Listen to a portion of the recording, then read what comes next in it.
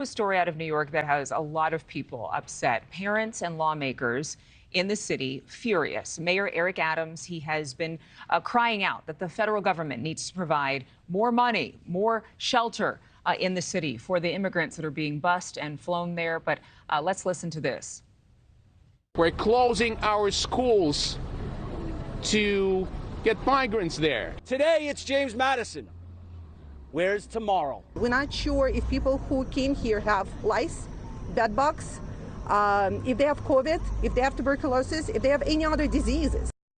So what happened is the school was used as a shelter, and the administration, along with the city officials, told students they had to use remote learning and would not be in class because they had immigrants staying in the shelter. And this all happened because of the winter weather, and there was no place to shelter them, according to the city. But right now, we want to speak to someone who knows this story very well. New York City Republican Council member Vickie Paladino, who we love talking to. So James Madison High School is in your district.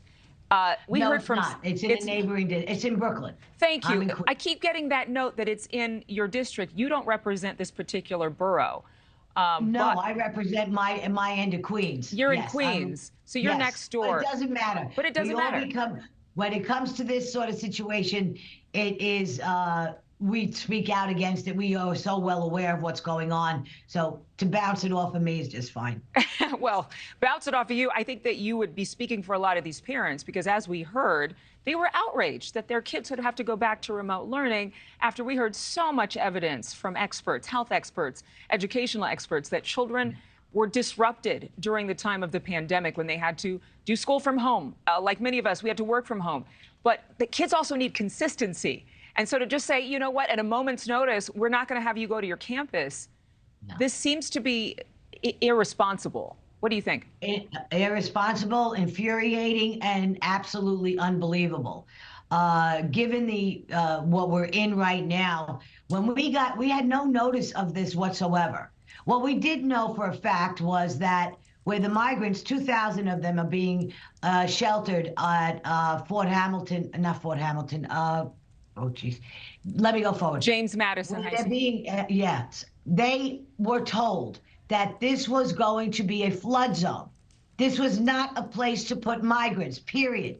So now the scariest thing of all is that our most vulnerable of our population, which is our kids and our seniors, but our kids right now, they have gone to, at a moment's notice, remote learning. Remote learning means not learning. We have watched 2.5 years of absolute desecration of our kids in schools. They lost 2 years. They are so far behind, although the numbers will tell you different. They'll put ribbons and bows around how wonderful the kids are doing. The kids are suffering mentally. The kids are suffering academically. And to just tell a high school to say that you're going to remote learning with no warning whatsoever so that we can move migrants in. This is ludicrous. Do parents have any rights in terms of deciding, whether or not the school can do this again? I mean, will their protest or will their public messaging affect the city's decision moving forward? That will be up to the councilwoman in that area. That will be up to the state officials in that area. We have a very good state assemblywoman this is in her district. And she's spoken out many, many times about what's going to come, but we never foresaw this. Now, what did happen, and I have a lot of, with the DOE, we know what's going on here. I have teachers who show me emails. I just want to give everybody some shocking insight that they may not know. Our schools received from the Department of Education as early as October to have your kids ready on their devices at a flip of a switch to go to remote learning. So to say they were not aware of this or any other thing that may come up, they prepared the schools and told the schools to get their kids ready to switch on their devices to flip back to remote learning at any given time. At any given time.